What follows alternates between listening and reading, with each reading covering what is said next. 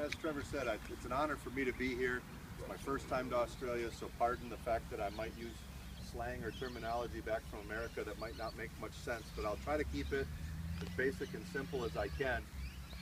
I've been, and I call it playing. I've been playing with compressed air foam since basically 1993, when Darley first started dabbling in this technology. The technology is not magic, guys. It's simply mixing a little bit of soap with a little bit of water and using compressed air to propel that stream.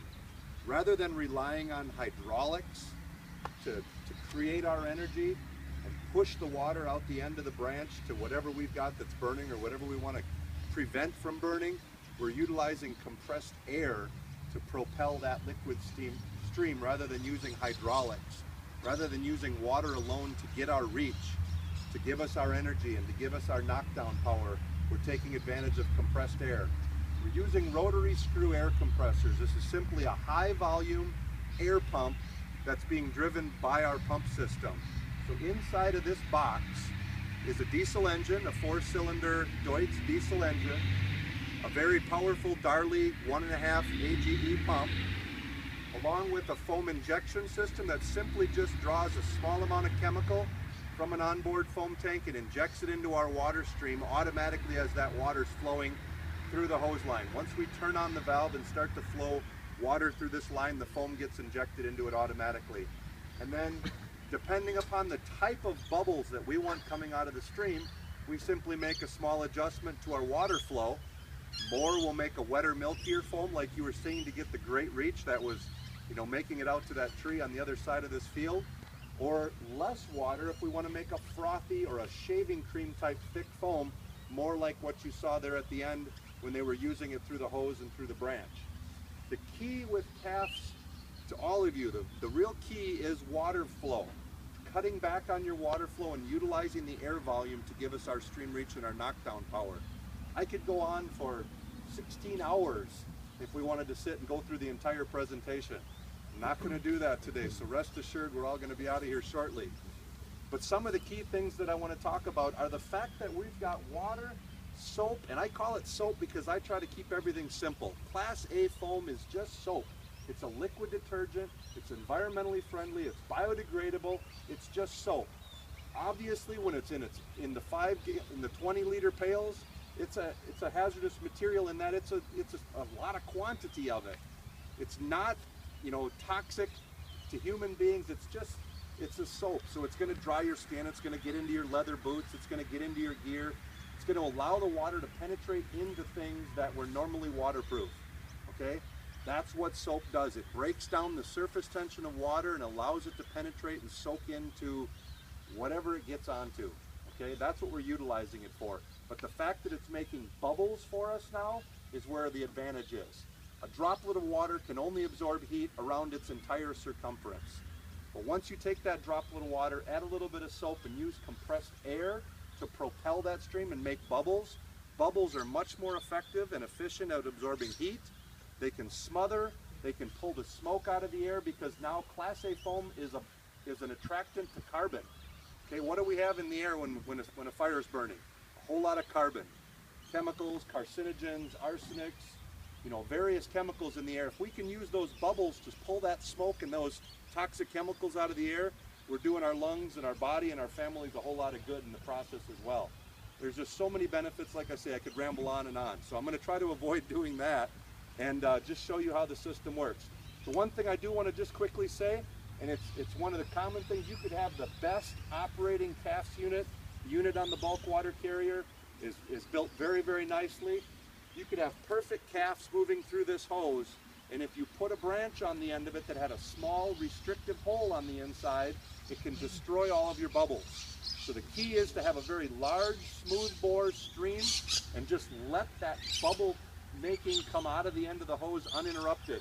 A lot of times, if I want to show a brigade how good the calf system is, I'll hold right onto the end of the plain coupling, and we might even do that here towards the end, just to show you what calves looks like and that it's not being made by any fancy branch on the end of the hose.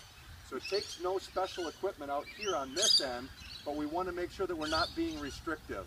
Now this nozzle is a little bit special in that there's a lot of brigades that say, yeah, we think calves has a place. We think it's a great tool, but we also want to be able to use plain water. And that smooth bore branch on the end of the hose is worthless for plain water.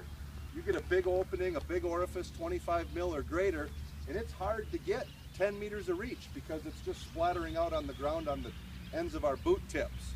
So the key is having a branch that can go back and forth and do both, and that's what we've developed here with the Akron company. We've got a smooth bore ball valve through the center of this nozzle with a 29 millimeter orifice, which is pretty good for calves, really good for wet foam, really good for medium foam. It does pop some of the bubbles when we're trying to make the really dry foam, so I'll show you the difference once we take this branch off. But what we also have is if you keep the top bail closed and you rotate this fog stream pattern, we can go from a straight stream to a fog pattern as well. And this works very well with water, plain water, or water with soap solution, or calves. And that's what I want to show you, is how we can use this nozzle to kind of be the best of both worlds and do both for us. Okay? So we'll put this on, we'll fire up the unit. As I said, we've just got a Deutz diesel engine driving a Darley pump that also drives a 120 CFM rotary screw air compressor. We're going to run at about 1,000 kPa, you know, between 8 and 9 bar, right in that range. This system, because of its auto pressure balancing, it doesn't care if you're running at 5 bar, 6 bar, 12 bar, wherever you stop spinning the throttle, which controls your water pump pressure. Our air compressor pressure is a slave to that water pump pressure, okay? So if I run at 8 bar with my water pump pressure, my air compressor automatically balances and matches that pressure right to 8 bar. If I rotate my throttle and go up to 9 bar, the air compressor goes up to 9 bar. Why that's important and why we call our calves products auto calves is for automatic pressure balancing. Automatic pressure balancing means if I'm flowing water and foam through this line and I'm injecting air into that same line, if I'm making a great calves and I shut my branch, this hose will pressurize itself up to, if I'm running at 8 bar of pump pressure and 8 bar of compressor pressure, guess what? When this line reaches 8 bar of pressure inside of it, both the air and the water and foam solutions stop at the same time. And then they wait. The pump and the compressor will wait until I open the nozzle, and then they start to produce more foam and compressed air and making more bubbles again. If I shut the nozzle, again, both of them shut off at the same time. That allows for going uphill pumping, downhill pumping, you know, elevated aerial applications, even high-rise pumping, which I know we're getting a little bit out of the element of bush firefighting when we start talking about structure, but calves has a lot of advantages for all types of firefighting. Again, all we are doing is improving water. Water's a great firefighting tool. It's great for heat absorption. I mean, that's what we're using water for. But it has some inherent negatives. It doesn't want to soak in and penetrate into things because of its surface tension. It can't be used for really for smothering or coating or separating fuels from oxygen or for heat like we can with a blanket of foam. So that's what the Class A foam is doing for us, and we're using compressed air to propel it. Okay, if anybody has any questions, feel free to holler at us and ask us. We'll fire the unit up here, and without further ado, show you what this one does. It's going to look a lot like that one. Might sound a little bit different, but it's going to look a lot like the earlier calves demonstration. So here's our switch to turn on our power. Give it a second for the glow plugs to warm up. In this situation, this demonstrator unit is set up with 2 different types of controls. We've got a discharge that's capped off on the back that could feed a reel, or it could feed a flat lay sport, you know, pre-connected storage of hose. This one's not hooked up at this time. This one has manual controls. And what I mean by manual, got a push-pull valve to open and close our solution of water and foam, and a manual airflow valve to inject the air into that line.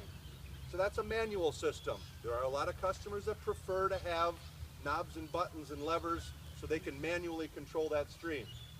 For the customers that want a little bit more automation, some push buttons, some preset settings, you can select your dry calves, wet calves, or plain water and foam solution using an electronic select button, and this control here feeds to the hose that I have hooked up today.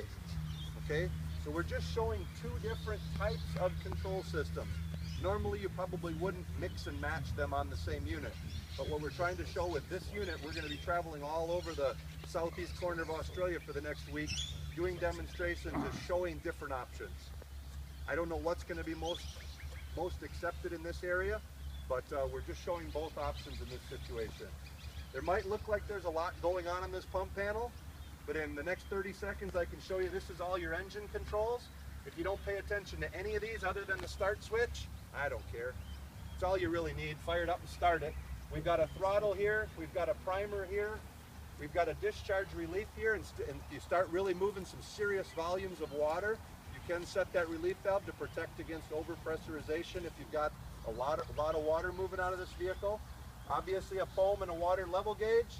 We've got an inlet pressure gauge, an air and a water pressure gauge, so you can see our pressure balancing taking place right before your eyes. We've got a water only discharge here with a 64 millimeter source.